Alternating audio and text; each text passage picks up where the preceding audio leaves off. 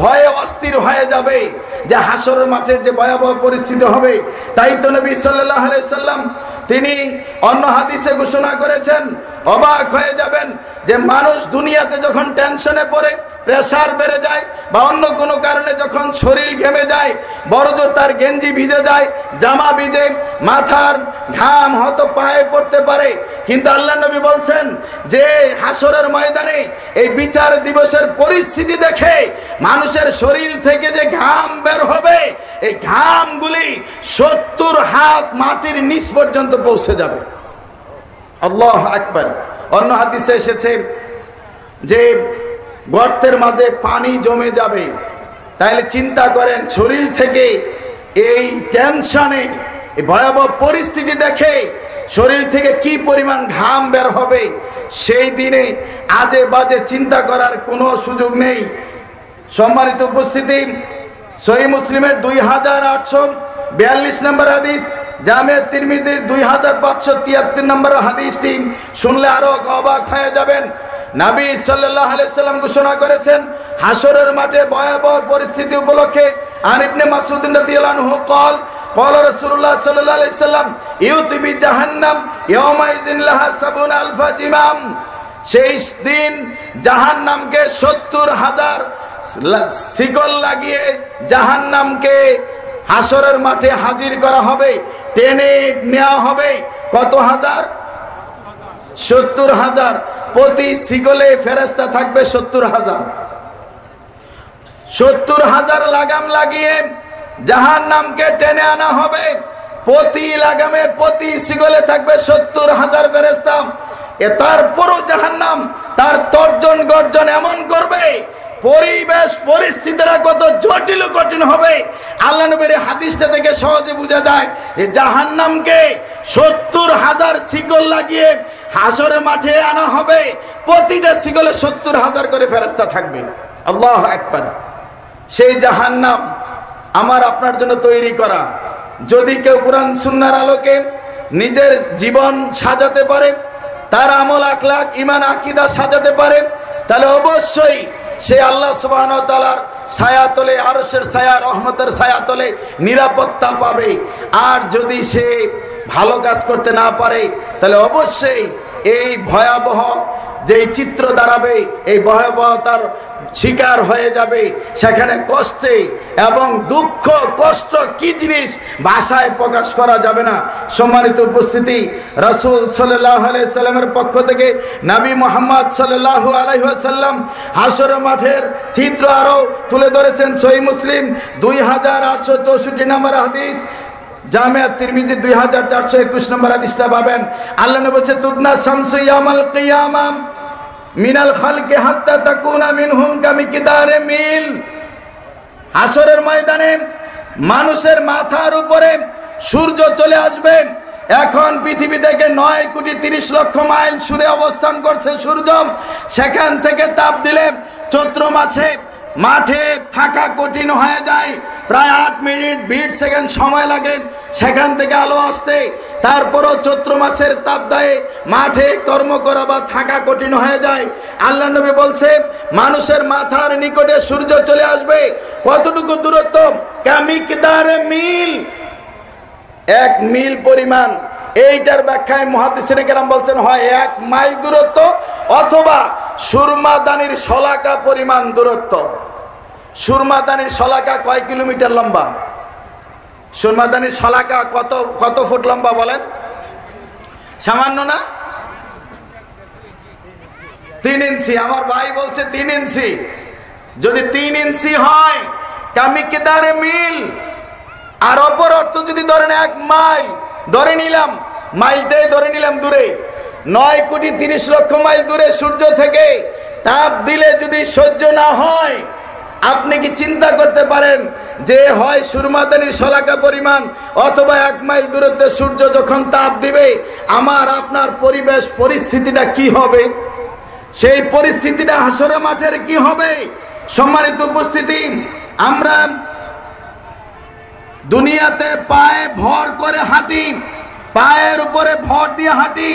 রাসূল সাল্লাল্লাহু আলাইহি সাল্লাম বলছেন, সহিহ বুখারীর 4760 নম্বর হাদিস, আল্লাহ নবী সাল্লাল্লাহু আলাইহি সাল্লাম বলছেন, কাফেরদেরকে মুখের উপরে ভর করে সেদিন চালাবেন, মাথা নিচের দিকে নয়, শুধু মুখের উপরে ভর করে চলবে, পা দুইটা উপরের দিকে থাকবে। সাহাবায়ে কেরাম জিজ্ঞাসা করেন, ইয়া রাসূলুল্লাহ, এটা কি সম্ভব? আল্লাহ নবী বলছেন, যে আল্লাহ রাব্বুল আলামিন দুনিয়াতে পায়ের উপরে ভর করে মানুষদেরকে হাঁটাতে সক্ষম, তিনি সেই দুই পায়ে যাদেরকে হাঁটিয়েছেন। কোন সৃষ্টিজীব আছে দুই পায়ে হাঁটে, কোন সৃষ্টিজীব চার পায়ে হাঁটে, কোন সৃষ্টিজীব আছে পা নেই, গড়িয়ে চলে। আল্লাহ নবী বলছেন, যে আল্লাহ দুই পায়ের উপরে মানুষকে দুনিয়াতে চালিয়েছেন, ওই মানুষকে আল্লাহ মুখের উপর ভর করে হাসরের মাঠে তাদেরকে হাঁটতে বাধ্য করবেন। ইন্না লিল্লাহ। সম্মানিত উপস্থিতি, দুর্ভাগ্য যেই মানুষটা হাসরের ময়দানের ভয় করে, সেই বিচার দিবসের ভয় করে, যেই বিচার দিবসের মালিক আল্লাহ সুবহানাহু ওয়া তাআলা, মালিক ইয়াউমিদ্দিন, সেই শেষ বিচারের দিবসের মালিক, সেই হাসরের মাঠের ভয়াবহ পরিস্থিতির কথা যে একটু অনুধাবন করে, সে তো কোনোদিন জুলুম করতে পারে না, সে তো সালাত ছেড়ে দিতে পারে না, সে তো আল্লাহর আদেশ লঙ্ঘন করতে পারে না, নবীর অবাধ্য হতে পারে না। পৃথিবীবাসী অবাক হয়ে যাবেন, দুনিয়াতে অনেক রাজা বাদশা আছে, দুনিয়ায় ক্ষমতা পেয়ে হাসরের মাঠের কথা বলে গিয়ে দুনিয়ার রাজত্ব, দুনিয়ার ক্ষমতা, দুনিয়ার রাজা বাদশারা মনে করে আমি এই পৃথিবীর অনেক ক্ষমতাশালী, কথা ঠিক কিনা? তাই তো সহিহ বুখারীর 4812 নম্বর হাদিস প্রমাণ করে আল্লাহ সুবহানাহু ওয়া তাআলা এই পৃথিবীটাকে হাতের মাঝে পেঁচিয়ে নেবেন, আর পরে বলবেন, আইনা মুলকুল আরজ, দুনিয়ার যারা রাজত্ব করত, দুনিয়ার মালিকেরা, রাজা বাদশারা কোথায়? আজকের দিনে কোথায়? দুনিয়ার অনেক রাজা বাদশারা মনে করে আমার চাইতে ক্ষমতাধর কেউ নাই, অনেক কিছু মনে করে, কিন্তু মনে করার পরও কেউ দিনে ভাগে, কেউ রাত্রিতে ভাগে, কেউ রিকশায় চড়ে, কেউ বোরখা পরে, কথা ঠিক কিনা? মানে সীমা লঙ্ঘন করলে যার যতটুকু সীমা লঙ্ঘন হয়। আচ্ছা বলেন তো, ফেরাউনকে কোথায় মারা হয়েছিল? পানিতে না? জামাই আদর করে মারা হয়েছিল, তাই না? কি করে? পানিতে চুবাইয়া। তো ফেরাউনের পানিতে চুবানো সবাই বক্তব্য করি, আবার বলি শুনি, কিন্তু আপনি কি একবারও ভাবছেন ফেরাউনের মতো আচরণ করলে আমাদের পরিস্থিতি কি হবে? ফেরাউনের বাড়ির ধারে যেমন পানি ছিল, নদী ছিল, আপনার বাড়ির ধারে কি পানি নাই? কথা বুঝেন নাই আমার? আপনার বাড়ির পাশে সেই নদী আছে কিনা, খাল আছে কিনা, সেই স্রোতধারা আছে কিনা? সুতরাং ফেরাউন আল্লাহ দ্রোহী কাজ করার কারণে, আল্লাহর বিরোধিতা করার কারণে, আল্লাহর দ্বীনের বিরোধিতা করার কারণে, আল্লাহর প্রেরিত পুরুষ নবী রাসূলদের বিরোধিতা করার কারণে যেই অপরাধে তাকে পানিতে চুবিয়ে মারা হলো, সুতরাং আজকের দিনেও সারা পৃথিবীতে কোন রাজা, বাদশা, কোন ব্যক্তি, কোন শাসক যদি ওইভাবে আল্লাহদ্রোহী কাজ করে, ফেরাউনের পরিস্থিতি যা হয়েছিল, পরিণতি যা হয়েছিল, আজও তাদের পরিণতি তা হবে, কথা ঠিক কিনা? সুতরাং সাবধান, বি কেয়ারফুল। আমাদের সকলে, আমরা কিন্তু ফেরাউনের বক্তব্য দিলে খুশি হই, কিন্তু আমরা যে জুলুম করছি, আল্লাহ নবী যে বলছে জুলমু জুলুমাতু ইয়াউমাল কিয়ামা, জুলুমটা হাসরের ময়দানে অন্ধকার হয়ে দাঁড়াবে, এইটার দিকে কি একবারও খেয়াল করছি? একবারও খেয়াল করেনি। অতএব আমাকে আপনাকে সাবধান হতে হবে, সতর্ক থাকতে হবে। সম্মানিত উপস্থিতি, অবাক হয়ে যাবেন আমরা যারা দুঃখ কষ্ট সহ্য করে তাওহীদের প্রচার প্রসারে, বিশেষ করে হাসরের মাঠকে ভয় করে আমরা যারা ঈমান লালন করে ঈমানের আলোকে চলার চেষ্টা করি, আমরা একটা বিষয় সতর্ক থাকব।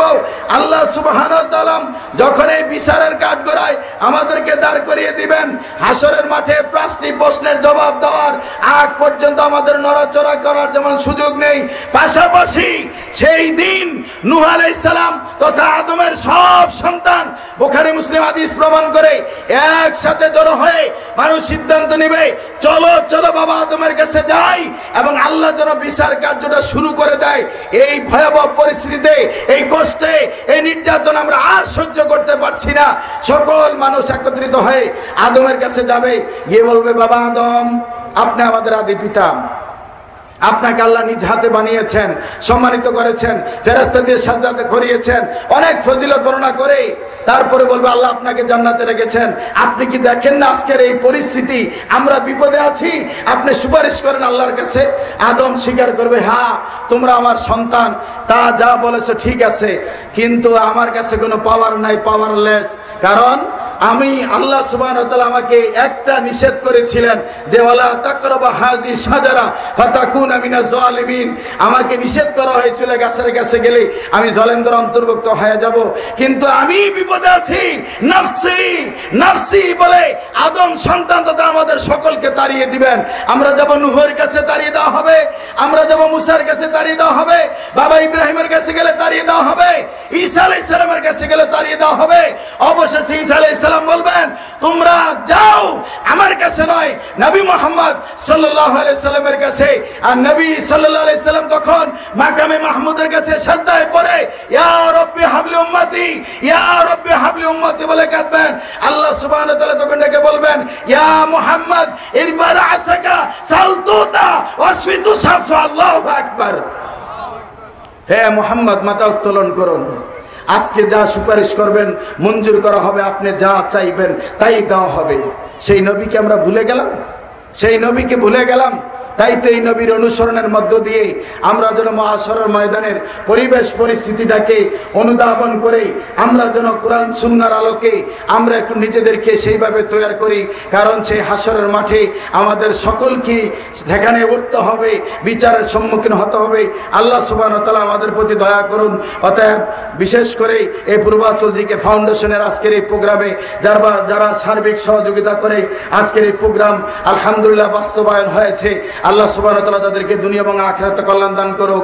এবং আপনারা যারা মিডিয়ার ভাই সহ বিভিন্নভাবে সার্বিক সহযোগিতা করেছেন সকলকে দুনিয়া এবং আখিরাতে কল্যাণ দান করুক। সম্মানিত উপস্থিতি, আল্লাহ সুবহানাহু ওয়া তাআলা আমাদের পথ থেকে কোরআন সুন্নাহর আলোকে আমাদেরকে কবুল করুক। মাহশরের ভয়াবহ পরিস্থিতি থেকে আমাদেরকে পরিত্রাণ দিক। আসসালামু আলাইকুম ওয়া রাহমাতুল্লাহ।